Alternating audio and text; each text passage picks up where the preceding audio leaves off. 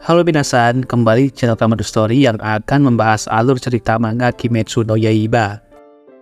Bagi kalian yang nonton animenya saja dan suka spoiler, simak video ini ya kalau penasaran. Kali ini kita akan melanjutkan manga chapter 145 Demon Slayer yang berjudul Kotak Kebahagiaan. Zenitsu akhirnya dipertemukan dengan Kaigaku, mantan seniornya yang berubah menjadi iblis. Setelah bersama-sama di bawah bimbingan sang mantan Hashira Jigoro Kuwajima, Kaigaku datang dengan menyandang iblis bulan atas peringkat ke-6 dan bersiap mengalahkan Zenitsu. Penasaran seperti apa kisahnya? Mari kita simak.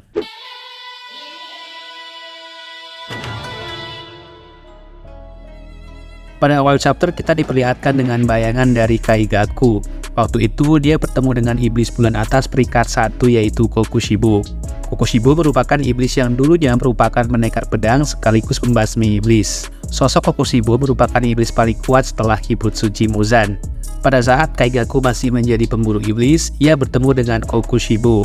Dalam hati Kaigaku mengatakan bahwa berlutut di depan seseorang yang terlalu kuat bukanlah hal yang memalukan.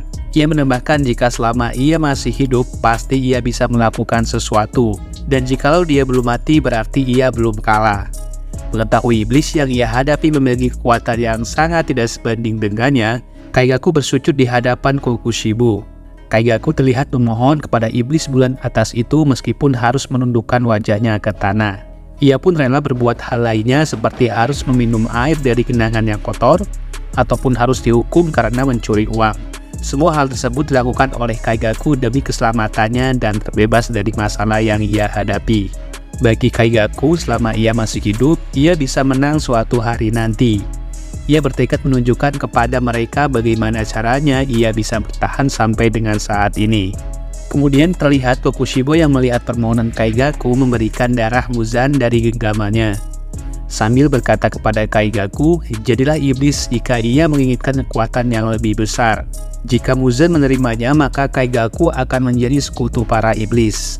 Untuk menjadi iblis yang kuat membutuhkan waktu walaupun sekuat apapun jika seseorang sebagai pendekar pedang. Bahkan Kokushibo sendiri membutuhkan waktu selama 3 hari. Untuk mengubah pengguna nafas menjadi iblis, Kokushibo harus memberi banyak darah Muzan kepada Kaigaku. Kokushibo menambahkan bahwa pada kesempatan yang langka, terdapat seseorang yang kebal terhadap darah iblis. Orang-orang seperti itu benar-benar ada. Ia menantikan reaksi dari Kaigaku yang menerima darah Muzan tersebut. Kokushibo memperingatkan Kaigaku untuk bersyukur karena telah menerima darah Muzan yang cukup banyak. Ia mengatakan jangan sampai membuangnya dengan sia-sia. Jika hal itu terjadi, maka Kokushibo mengancam Kaigaku akan memisahkan kepala dari tubuhnya dengan cara yang menyakitkan. Menerima hal tersebut membuat sel-sel dalam tubuh Kaigaku ikut ketakutan.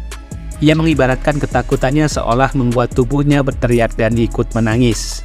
Kemudian scene berpindah ke dalam pertarungan Kaigaku dan Zenitsu.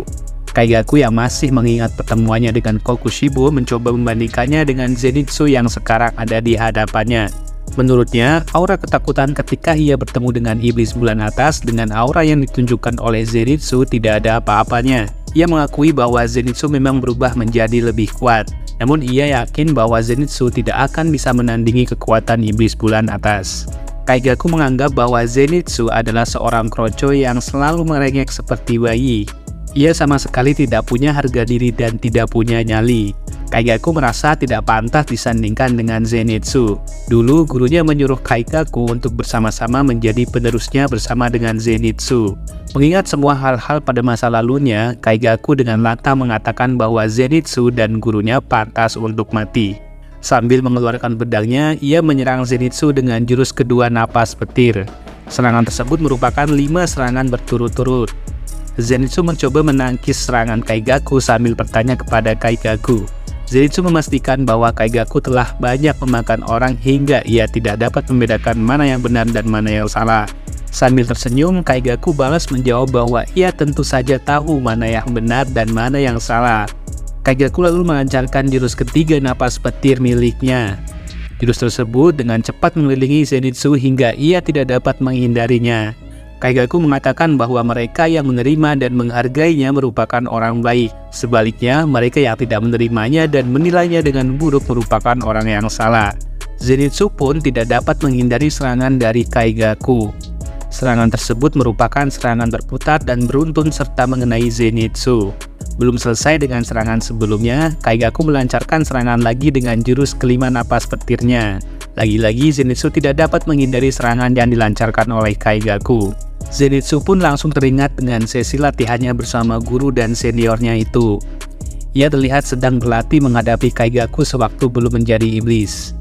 Dengan bangga, kemudian Kaigaku menanyakan kepada Zenitsu bagaimana rasanya terkena jurus napas petir yang diperkuat dengan jurus darah iblis. Kaigaku memastikan serangannya akan menebas dan sekaligus membakar daging Zenitsu. Tidak sampai di situ, Kaigaku melanjutkan serangannya dengan jurus napas ke-6 yaitu hujan petir. Jurus tersebut mustahil dihindari oleh Zenitsu dan ia pun mendapatkan luka di hampir seluruh tubuhnya. Dengan membabi buta, Kaigaku terus melancarkan serangan kepada Zenitsu. Ia tidak memberikan kesempatan kepada Zenitsu dan terus menekannya dengan berbagai jurus napas petir yang diperkuat dengan jurus darah iblisnya. Kaigaku berkata kepada Zenitsu bahwa semakin Zenitsu menerima serangannya, maka tubuh Zenitsu akan hancur. Dengan napas petir yang diperkuat dengan jurus darah iblisnya, ia meminta Zenitsu untuk merasakan serangan tersebut dengan baik-baik. Zenitsu yang menerima serangan dari Kaigaku berturut-turut pun terluka dan terjatuh menuju lorong kastil tanpa batas. Nampak dari atas, Kaigaku dengan senyum bangga mengatakan bahwa ia berbeda dengan Zenitsu. Ia adalah orang spesial yang sama sekali berbeda dengan Zenitsu. Zenitsu yang terluka sambil terjatuh kemudian teringat dengan masa lalunya berlatih dengan gurunya. Ia teringat dengan kata-kata gurunya yang meminta ia belajar dari Kaigaku. Gurunya pernah mengatakan bahwa Zenitsu harusnya menjadi seperti seniornya Kaigaku. Zenitsu pun teringat akan masa lalunya bersama dengan Kaigaku. Dulu terdapat teman sesama pembasmi iblis yang mengatakan bahwa jurus pernapasan pertama merupakan jurus dasar pada napas petir. Tanpa jurus tersebut, seseorang tidak akan bisa menguasai jurus lainnya dan hal tersebut tidak akan memberikan banyak pengaruh.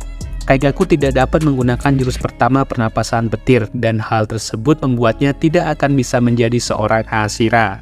Namun menyadari hal tersebut, Kaigaku selalu menunjukkan sifat sombongnya kepada para sesama pembasmi iblis.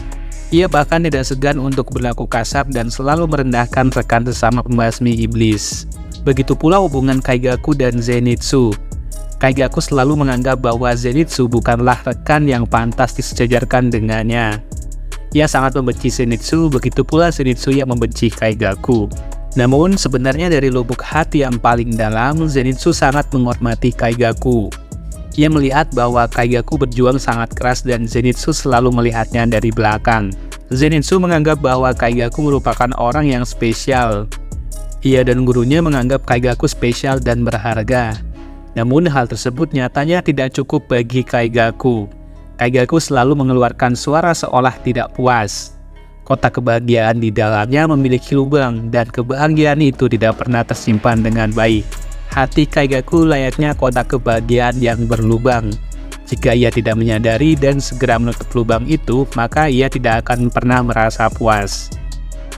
Masih dalam posisi terjatuh, Zenitsu meminta maaf kepada gurunya. Ia pun bersiap untuk melancarkan serangan kepada Kaigaku dengan cara memutar badannya. Menyadari hal itu, Kaigaku heran bahwa Zenitsu masih memiliki tenaga untuk berputar badan. Zenitsu yang terluka dengan tatapan penuh dengan keyakinan berkata bahwa ia meminta maaf kepada seniornya itu.